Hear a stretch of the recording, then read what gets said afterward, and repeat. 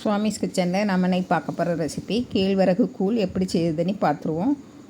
நம்ம கேழ்வரகு மாவில் செய்வாங்க. நான் கேழ்வரகில் முழு கேழ்வரகில் செய்திருக்கேன். இதை எப்படி சுலபமான முறையில் செய்திடலான்னு பார்த்துருவோம். நான் இதை செய்யறதுக்கு 1 கப்பு முழு கேழ்வரகு எடுத்துருக்கேன். அதாவது கல் மண் தூசி எல்லாம் எடுத்த கேழ்வரகு. இதுக்கு 1/4 கப்பு பச்சை அரிசி எடுத்துருக்கேன். நீங்கள் புழுங்கல் அரிசி வேறு எடுத்துக்கலாம், சாப்பாட்டு அரிசி இல்லைனா இட்லி அரிசி கூட எடுத்துக்கலாம். இதை இப்போ நல்லா கழுவி எடுத்து நைட்டு ஊற போட்டுருங்க. ஒரு 12 மணிக்கூறாவது ஊறணும். அப்படின்னா தான் நம்ம புளிக்க வைக்கணும்னு தேவை இருக்காது. நல்லா ஊறட்டு பாருங்கள். 12 மணிக்கூர் கழித்து தான் நான் பார்க்கேன். அடுத்த நாள் காலையில் 8 மணிக்கு தான் நான் எடுத்து பார்க்கேன். இப்போது அதை நம்ம தண்ணியை வடிகட்டிக்கிட்டு மிக்ஸி ஜாரில் மாற்றி நல்லா நைஸாக அரைச்சி எடுத்துடணும். கொஞ்சமாக தண்ணி விட்டு நல்லா நைஸாக அரைச்சி எடுத்துருங்க. இப்போ ரொம்ப நல்லா நைஸாக அரைச்சி எடுத்தாச்சு. பாருங்கள், நல்லா நைஸாக இருக்கட்டு. இப்போ இதை ஒரு பாத்திரத்தில் விட்டுருவோம். அடிக்கனமான பாத்திரமாக விடுங்க. விட்டுட்டு இதில் ஒரு 6 கப்பு தண்ணி விட்டுருக்கேன். நம்ம அங்கே ஏற்கனவே 1/2 கப்பு தண்ணி விட்டு மாவு அரைச்சோம். இப்போ ஒரு 6 கப்பு இல்லைனா 7 கப்பு தண்ணி விடலாம். நான் 6 கப்பு தண்ணி விட்டுருக்கேன். அடுப்பில் வச்சு நல்லா கைவிடாமல் கலந்து விட்டுக்கிட்டே இருங்க.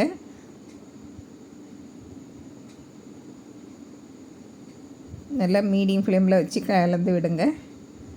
அப்படின்னா தான் அடி பிடிக்காமல் வரும்.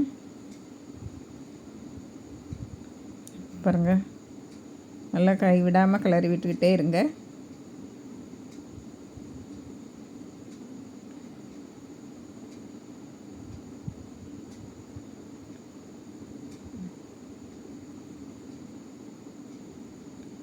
பாருங்கள், நல்லா வெந்து வரட்டு மாவு. இப்போ அந்த கரண்டி எடுத்துகிட்டு அடுத்த மரக்கரண்டி போட்டு கிளறினா தான் நல்லா ஈஸியாக கிளற முடியும்.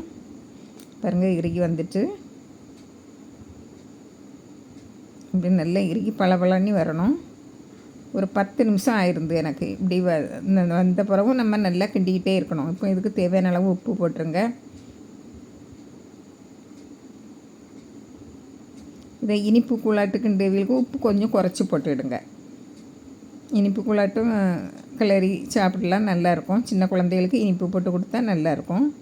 பாருங்கள், இப்படி நல்லா கிளறிக்கிட்டே இருங்க. ஒரு 10 நிமிஷம், மொத்தமாக எனக்கு 10 நிமிஷம் ஆயிருந்து. நல்ல பளபளன்னு வரும். நல்ல வாசனையாட்டும் இருக்கும். நம்ம கேழ்வரகு மாவில் செய்யதோட முழு கேழ்வரகு அரைச்சி செய்யுது நல்ல வாசனையாட்டும் நல்ல டேஸ்டாட்டும் இருக்கும். நம்ம உடனடியாக செய்து நல்லா ஆற வச்சு சாப்பிட்டா நம்மளுக்கு புளிக்க வைக்கணும்னு தேவையே இருக்காது. நம்ம எப்படியும் ஊற போட்டிருக்கிறது ஒரு 12 மணிக்கூர் ஊற போட்டிருக்கோம். பாருங்கள், இப்போ நல்லா இறக்கி மூடி வச்சுருங்க.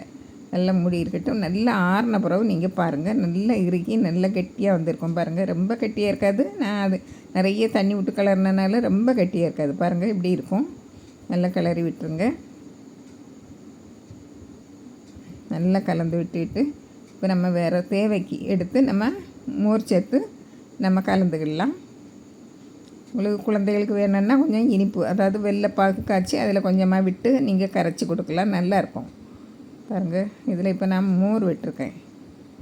1/2 கப்பு மோர் விட்டுருக்கேன். உங்களுக்கு தகுந்த அளவு நீங்கள் மோர் விட்டு விடுங்க. இதில் நான் கொஞ்சமாக தண்ணியும் விட்டுருக்கேன். நான் கெட்டியான மோர் தான் விட்டுருக்கேன். உங்களுக்கு நல்ல மோர் விட்டு, உங்களுக்கு எவ்வளோ மோர் விடணுமோ அவ்வளோ மோர் விட்டு விடுங்க. இதில் கொஞ்சமாக சின்ன வெங்காயத்தை பொடியாக கட் பண்ணி போட்டுவிடுங்க. இது 2 பேர்த்துக்கு தேவையான அளவு தான். பச்சை மிளகாய் 1 அதை கீரி போட்டிருக்கேன். உங்களுக்கு பொடியை கட் பண்ணி போடணுன்னா போட்டுவிடுங்க. உங்களுக்கு காரத்துக்கு தேவையான அளவு நீங்கள் பச்சை மிளகாய் சேர்த்துவிடுங்க. இல்லை மல்லி இலையும் 1-2 போடலாம். பாருங்கள், கேழ்வரகு கூழ் ரெடி ஆயிடுச்சு. இதை வேறு ஒரு பாத்திரத்தில் மாற்றிக்கலாம். சுவையான கேழ்வரகு கூழ் ரெடி ஆயிடுச்சு. இந்த ஆடி மாதத்துக்காக நீங்கள் இதை மாதிரி செய்து பாருங்கள். முழு கேழ்வரகுல செய்து பாருங்கள். பிடிச்சிருந்தால் லைக் பண்ணுங்கள், ஷேர் பண்ணுங்கள், கமெண்ட்ஸ் பண்ணுங்கள், மறக்காமல் சப்ஸ்கிரைப் பண்ணுங்கள். தேங்க்யூ.